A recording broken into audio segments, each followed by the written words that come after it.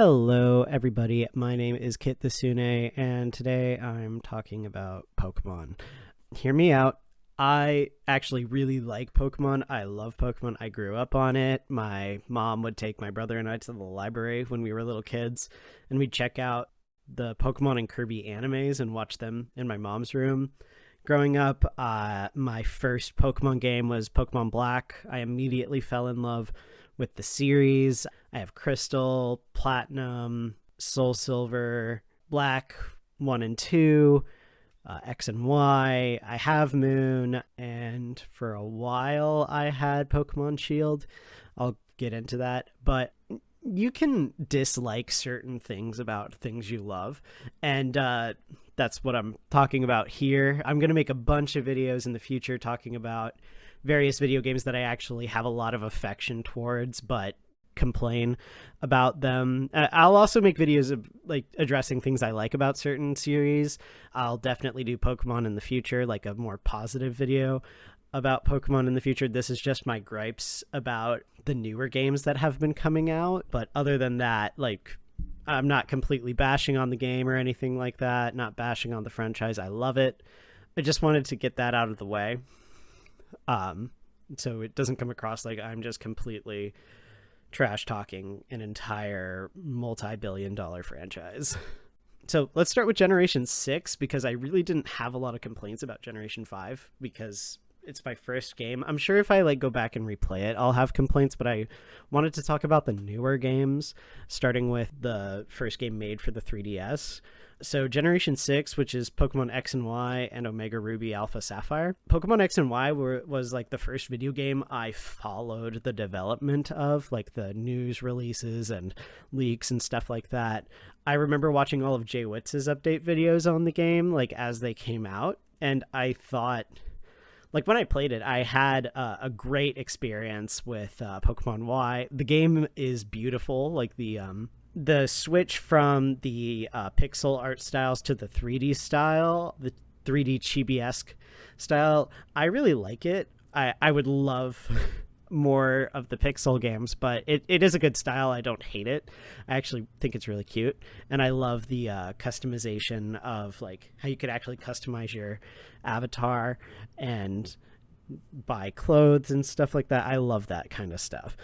The music's gorgeous. The inspiration for the setting for Pokemon X and Y was from France, and France is a beautiful country, so I really don't think you can go wrong if you base a game setting off of France. So it was just beautiful. Also, Mega Evolution is the best mechanic that's ever been in any Pokemon game, and that's a hill I'm willing to die on. Genuinely, Mega Evolution's like my favorite thing in the world. The designs were so creative, and it led to a lot of creative input from the fandom. However, I thought the game was a lot easier than Pokemon Black. When I played Pokemon Black, I lost a ton of rival and gym battles. I had to restart the game, actually, when I first played it, because my team comp was just completely unsalvageable for the Elite Four and the Champion. However, during my first playthrough of Pokemon Y, I think I whited out like twice during the gameplay, and one of those was with a fight with Lysander, and another of those was during the Elite Four/Champion competition, so difficult battles. I had a similar experience with Alpha Sapphire, and I'm currently doing a Nuzlocke with my roommate, where my roommate's playing Emerald and I'm playing Alpha Sapphire, and I've just been crushing it. I haven't lost the Nuzlocke, but I've lost a couple Pokemon, which is just typical. But the games are just getting easier, and I kind of want to talk about why in this video, but we're going to put a pin in that question for a bit so we can talk about the other generations that have since come out. So Generation 7 was Pokemon Sun and Moon and Ultra Sun, Ultra Moon. I think Let's Go Eevee and Let's Go Pikachu count under this generation, but I never played them. Pokemon Sun and Moon got rid of Mega Evolution and introduced Z-moves, and personally, that's a stupid decision. Mega Evolution was great. I really don't understand the appeal of Z-moves.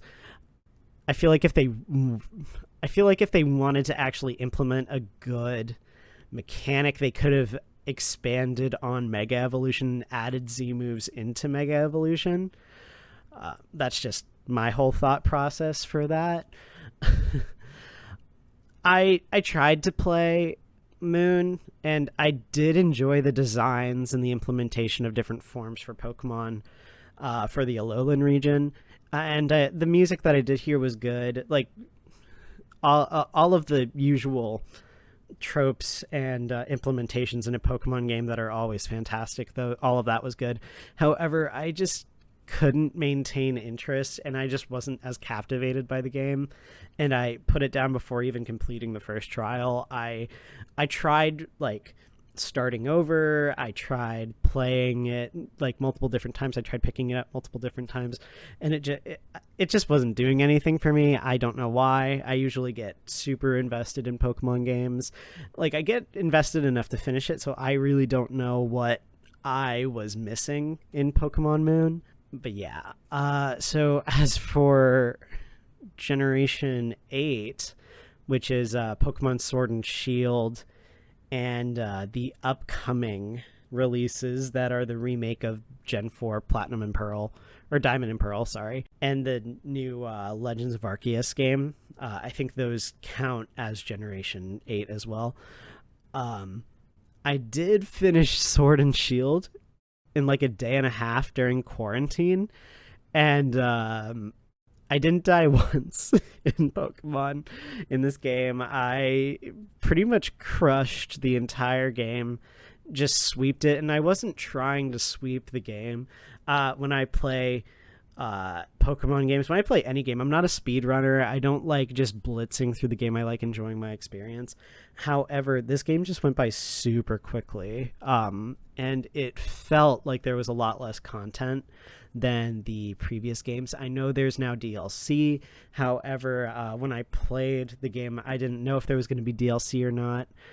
And yeah, so I promptly just gave it to a friend of mine for like $30 after I realized I didn't have that great of an experience. Here's the thing: the music, art, and setting of a Pokemon game, it's always going to be good. They can't go wrong with the music, the art, the setting. The Pokemon designs are always super creative. I don't care what anyone says. I don't think anyone at Game Freak is lazy with their actual designs of the Pokemon, of the characters, anything like that. I think all the designs are super creative and very, like, there's a lot of thought put into them, so I never have a problem with those things. However, all those good things, all those artistic, visual, and auditory aspects of the game does not a good game make. You need other things, particularly a good story for me.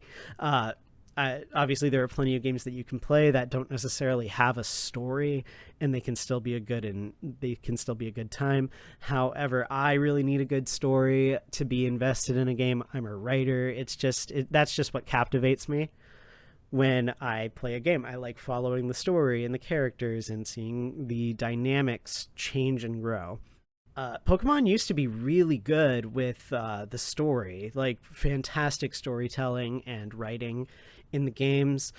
Pokemon was really good with having twists in their plot and intriguing ideas on philosophy.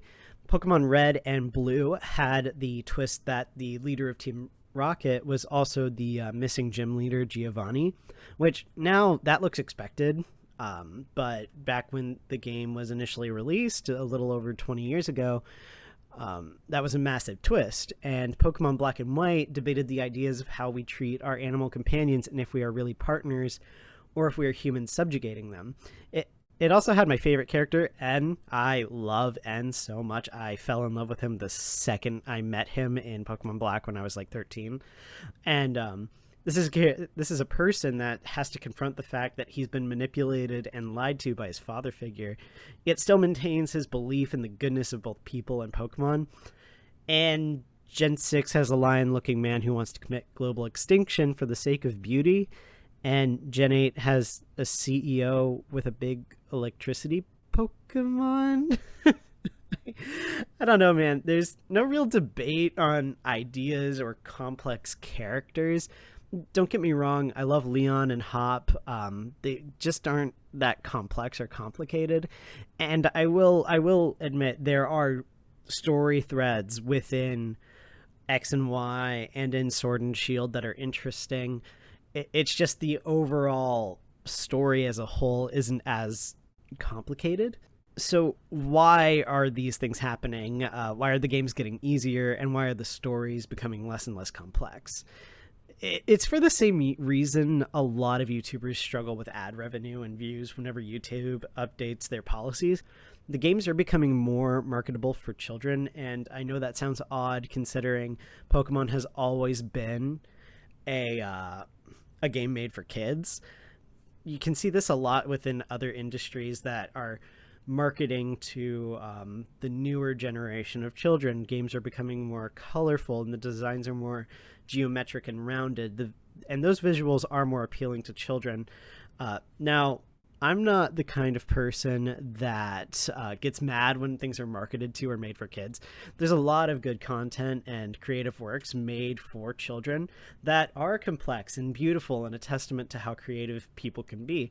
Avatar: The Last Airbender was a phenomenal example of this. It was made during a point that the U.S. was at its peak in military offense in the Middle East, and a lot of children were saying goodbye to parents for months or years at a time, and for their parents to sometimes not come home. It's a show that deals with the dark and depressing truths of war that kids can recognize, from the loss of parents and innocent lives to the indoctrination and propaganda the public can face that shapes their perception of war and their enemies.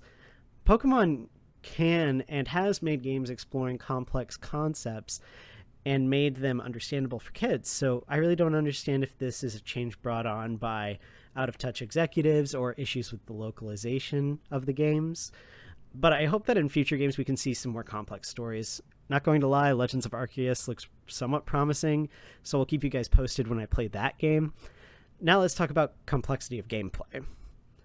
There's only so many ways to make a game that essentially runs on the mechanics of rock, paper, scissors hard without making it an absolute grindfest, and it seems that Game Freak has been making steps to ensure that you don't have to spend a ton of time grinding through their more recent games.